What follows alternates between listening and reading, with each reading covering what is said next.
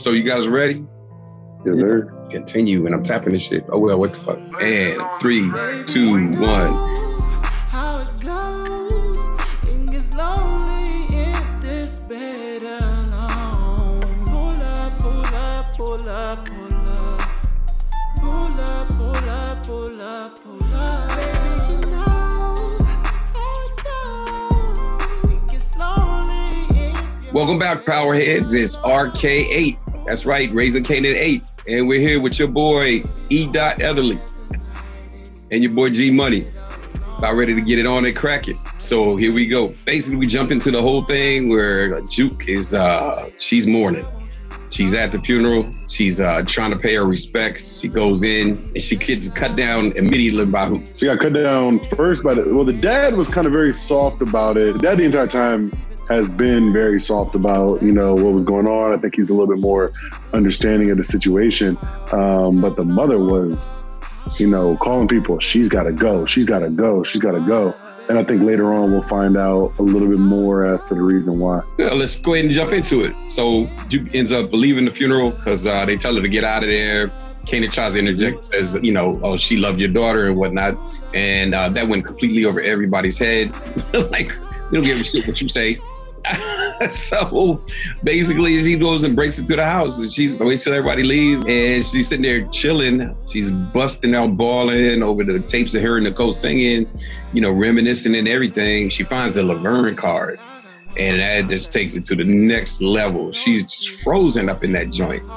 And then, what happens when you B&E, when you break it in? Eventually the people gonna come home and they came home and like I said, the dad was still once again, hey, we didn't know. We called the police. Please just go. Just go. But she was frozen. She was stuck. And the mom came in and her mom came in and said, you're the reason why she's dead. And she gave her the vial with the blue cap.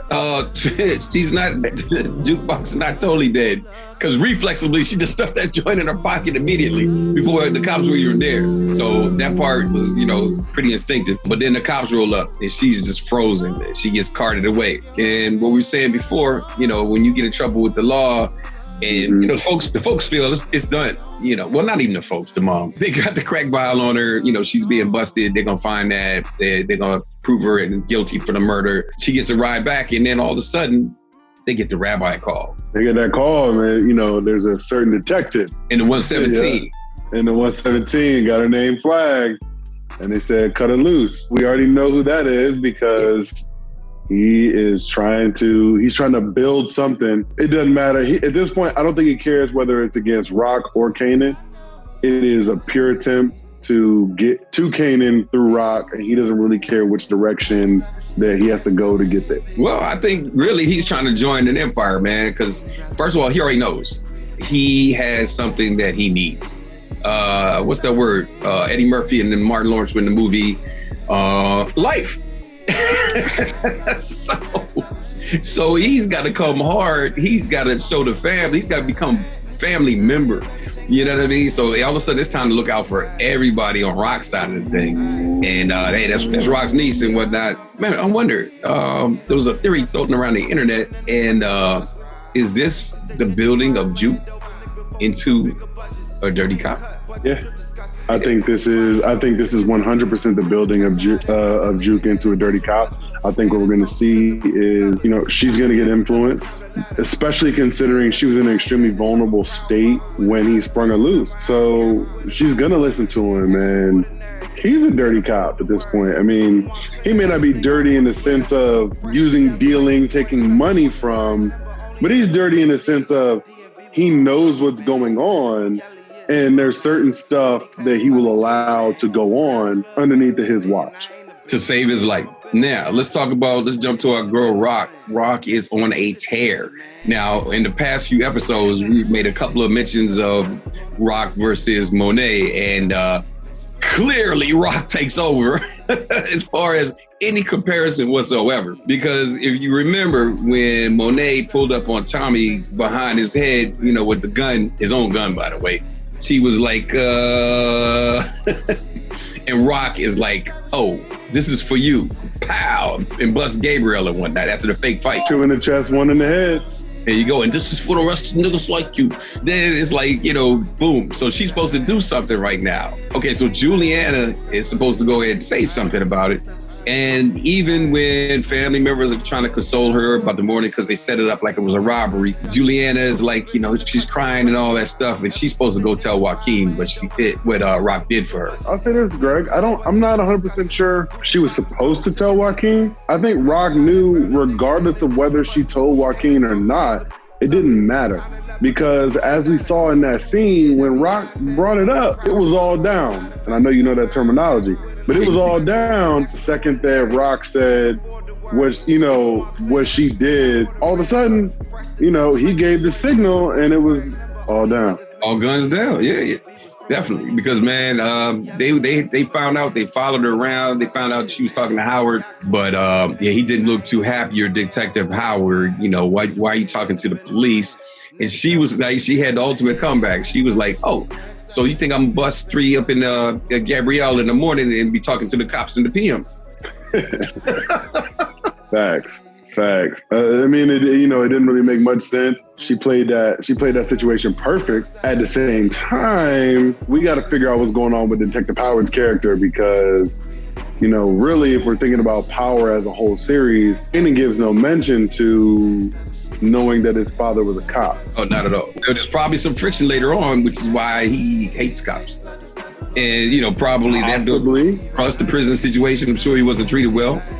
To be about a popo up in that joint. But once again, though, he gives no reference to his father being a cop. And so to me, when there's no mention in the entire, series of Power of his father being a cop, and the way Detective Howard is now starting to press real hard at Rock, and she's using Kanan to press at Rock. He's using Kanan to press at Rock. I don't know about his life expectancy. That's possible too, but also we got to think of the fact that they were probably developing this story at the time the whole Kanan Power thing was spinning, because it took them 2 years. You know what I mean? And then it was COVID. I get it. That was COVID associated. That was COVID associated, but it took him 2 years to get this to the straight. I think that if Kanan knew his father was a cop, that would have come up at some point. I don't think Detective Howard, for one reason or another, is going to make it long enough for that information to come into Kanan's life. Now, the whole convo in the park, man, that was very interesting. Your boy was using all the leverage in the world. He's like, I could put it out that, Kanan is, a product of us. And then, she said, you do that to your son. And he's like, look, it wouldn't hurt Kanan because I'm going to look out for him. But when it comes to you, they're going to think you're a rat. And so he's putting all the pressure on him. And then he leaves him with a threat like, I'm going to shoot first, ask questions later. If you or Cousin Marvin, Uncle Marvin or Uncle Lulu come at me. And so he gets his way with that. She's going to set up that little parlay. Now, what I'm trying to figure out is when she's leaving that park scene, she makes a call, and who knows who she was talking to, but she goes, you need to pick up that dry cleaning. So I don't know if that was to set up Joaquin as far as setting up the parlay or what it was, but it's going to be coming into play. And I think it's probably going to be a little more convoluted and wrapped up than just that. I don't know if it's Joaquin, somebody needs to go pick up the word from Joaquin, or somebody got to go handle Detective Howard. At that point, they hadn't met yet. They hadn't had the re-up yet. The second conversation yet. He hadn't confronted her about Detective Howard, and she hadn't told her about Gabriel. Yeah, like I said, in that scene, there's a lot that could be going on, but I know that when you're speaking in code like that, I don't see that code ending well for whoever it was in reference to. So it's somebody is ended up paying the cost at the end of that joint. Yeah. But so we're on to a Rock tear. So this basically episode is almost all Rock tear. So Rock rolls up on Kanan now, and she's up in his grill, and he's like, you made me this way. It's not my fault. It's not Uncle Marvin's fault. You made me this way. And what did the 5 fingers say to the hand? I don't know, but he got took smooth up off his face because she said, slap. Smack, Rick James, bitch. She took him smooth off his feet. Wow. And he's a big dude, too. Doing all the pull-ups and shit. That was a little dramatic. I don't know. I don't know, man. I'm thinking Rock is like gangster with her hands, bro. And, open hand? But she had the pivot, man. She put the hip behind it. It was like, wow. She's like, your body's all over. You know, you got everybody dying from these blue caps. You know, you got $120. He's like, you ain't even responsible for D. Wiz's death. And that kind of hit him hard with him. Yeah, that hit him hard. I mean, he was like, wow, like, what are you talking about? And she was like, look, Neek was like, somebody has to take the fall. She's like, so I killed D. Wiz to save your life. Basically. So whose fault is it that D. Wiz is dead? So he was like, he's like, hold that. I'm getting out of here. We're still on the Rock Tear episode, aren't we? I think we are. Are we? Yes, we are. Okay, so next up, Batter Up. And I'm not talking about with Lou. She's having a conversation with Marvin. And she's asking him how things are going. And next thing you know, 2x4, bam! Your boy Marvin is just like, and then she's like, you know, you got my body's on my son. You know, I can't trust you anymore. Blah, blah, blah. And by the way, we glossed over one. I was gonna say we glossed over a very important point in that she told Kanan, she's like, you know, the reason why he did a bid was because he started using and then selling straight out of his house. And when the cops came in, he tried to sell them a quarter. So basically she was trying to erode that little confidence in him, but then he tried to turn it around on her and that didn't work well. Let's go back to the 2x4 episode. So she's telling him she can't trust him. You know, he needs to bring over all this work that he's got left because that's the end. And Marvin's trying to argue his case saying, you know, Kanan came up with a great idea. Your son is brilliant. And she's like, you know, I can't trust you. You need to be out. And she did it. She told him he had to leave, and it just crushed him. And he left. But you could tell after he left, you could just look in her eyes and tell she was just thinking, have I made a mistake? Yeah, I mean, she has to know that it's a tough situation. You know, it's kind of like when she broke up with Symphony, and that, you know, she just made a hasty decision, you know, an emotional decision, not a decision that was based in any type of, you know, data or, you know, real situation. It was just, well, you didn't trust me, you know, you didn't do what I said do, so therefore I'm going to make said decision. She kind of did the same thing in this situation where she made a decision. One of their most lucrative situations, that gas station coming off the highway, was their doing. You know, it was Kanan's idea and their doing. Yeah, he fucked up with the blue caps. But, I mean, I don't know about you. I mean, obviously it's never killed anybody, but like I've overcooked some food before, you know, when I was, you know, it takes some time to learn that, you know. I'm not faulting a young boy. Potato salad at the cookout. All right. We're gonna put no raisins. We're gonna put you at that potato salad. I'm talking about back in the day, okay? I'm talking about when I was younger. First of all, he's like, I'm a Chef Boyardee now. I'm a master chef at this point. Whoosh. Man, Marvin has really come a long way from what they're saying. You know what I mean? If this dude was a junkie, he was thrown out of his mind when the cops come, you could kind of understand that he still has that mentality a little bit to mess up. But at the same time, he's definitely not allowing any substances to get in his way. And he's definitely always there for his peeps. Yeah. No, I mean, he's 100% always there, gonna always be down. I can tell, and I know, he took the rap. He's going to take the rap for the blue caps and the highways situation because it got wrapped up all into one and Kanan's name got thrown in it. The highway was a great situation, and the blue caps were Kanan. Yeah. That was Kanan talking about he could cook. Yeah. You know, that wasn't him. It wasn't Marvin. So, it wasn't Marvin. And so, you know, but he's gonna take the rap for it. Yeah, so, and let's flash forward. Let's do some more Marvin, man. Let's cook in with Marvin. So your boy Marvin is up there. He's a little desperate. He gave Tony some work, and you know, he was expecting some payback for it. So he smashed her from behind. There's a little cameras bleeping up in the sky. He doesn't see that, but he can he's got his street smarts. Remember, think back to when he was the only one to tell Kanan that he had to burn these clothes. So now think back to now, and he's refusing to say, you owe me money for coke and shit like that, the coke I gave you. He's actually keeping the code words in there. He's being smart in the game. And then, you know, she begs him, you know, she's pretty much trying to tell him just to say, what it's for? What's the money for? And then it starts to get suspicious. So he's like, I'm out. And I don't know if you noticed, but He made the cops on the way out the door. But he made the situation once she started asking too many questions about what the money was for. Because he's sitting up there like, first of all, you know what the money's for. The fact that you're asking all these questions about what the money's for and asking all these specifics is starting to sound weird. And he's like, you know what? He made her the second she started asking questions. Then on the way out, like you said, he looked the cops dead in their face and kept it moving. And, and she's running after him, begging. But what do we see? What do we see? Right in the background, we see Symphony, and he picks up on the whole thing. He's about to sing like Hall & Oates. Well, to the appropriate personnel.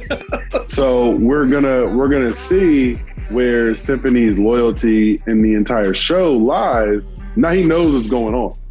But I think he's probably going to be a big role as far as getting Marvin back in camp. So don't talk about the end yet. Don't talk about the end yet. I see you. Yeah. Don't talk about the end yet.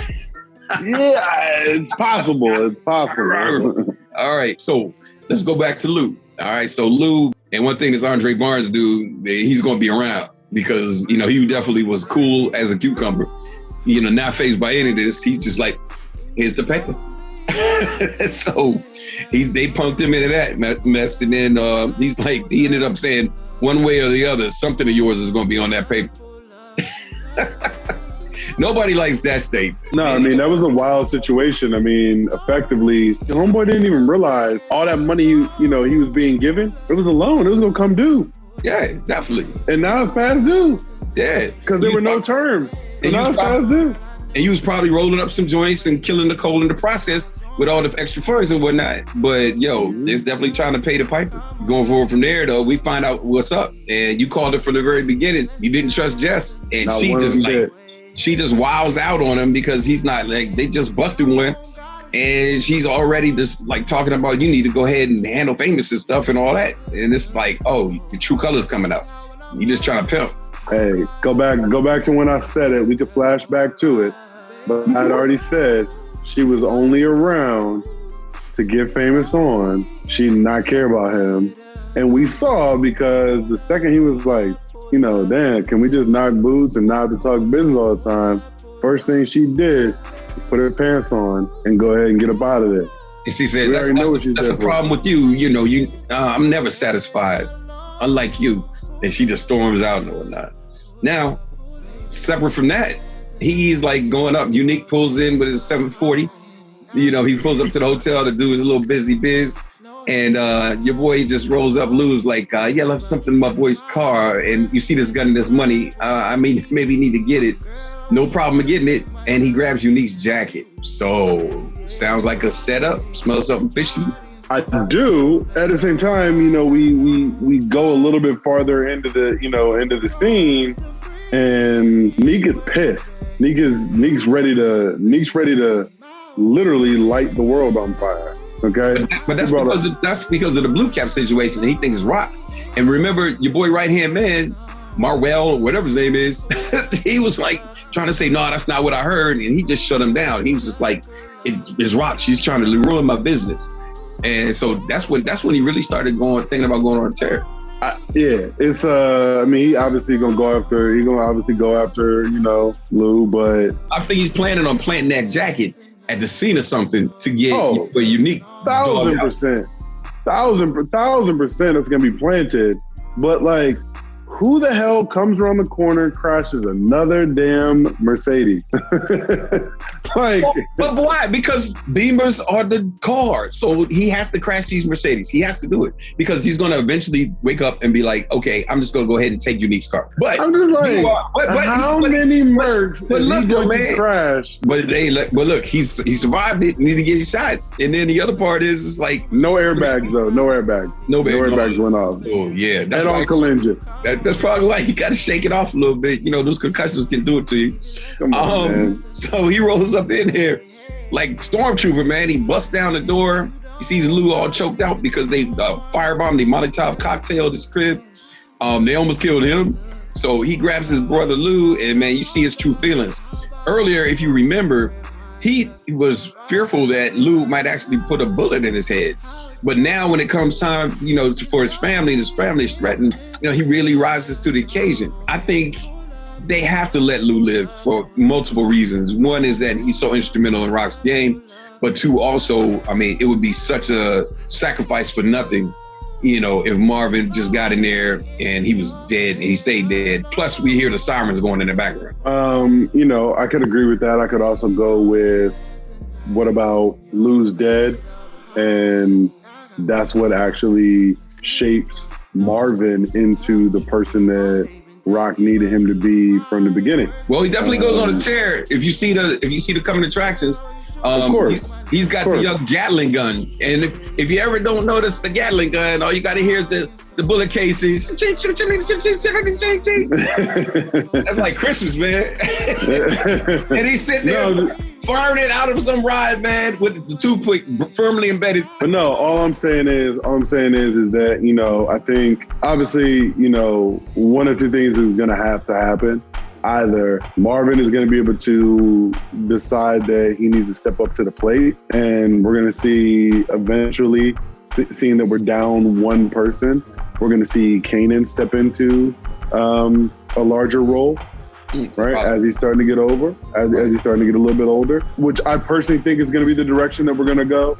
But also, you can see Marvin holding it down for a little bit, and then Lou gets out the hospital. Exactly. And then Lou gets out the hospital, and Lou's like, okay, cool. I'm killing Neek. And now the whole family is together. I think one way or the other, we're going to see a stronger family together at the end of this situation.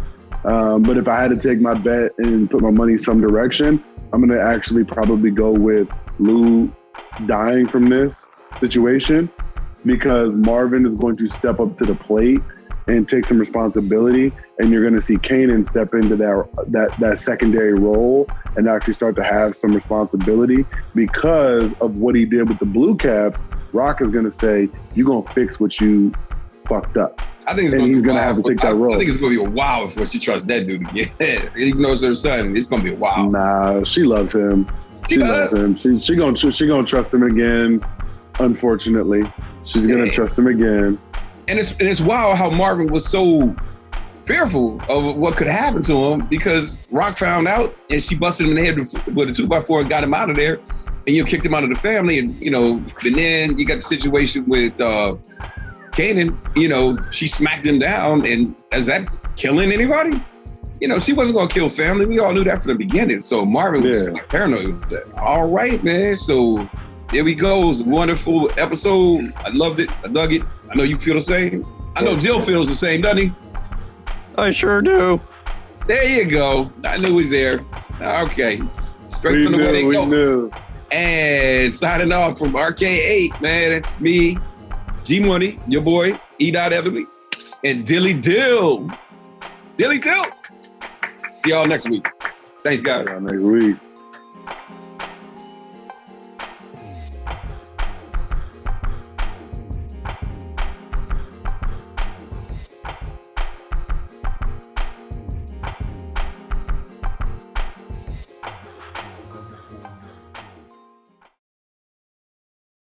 He's refusing to say, you owe me money for coke and shit like that. The coke I gave you. He's refusing to say that, and Tony's trying to get him to say it any other.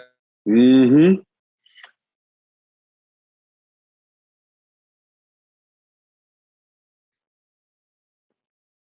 Looks like you're frozen, Greg. Sorry? Greg froze. Greg, you froze. I'm froze right now? You're back now. Yeah, you're good but now. You froze. Okay, so where do I leave off at?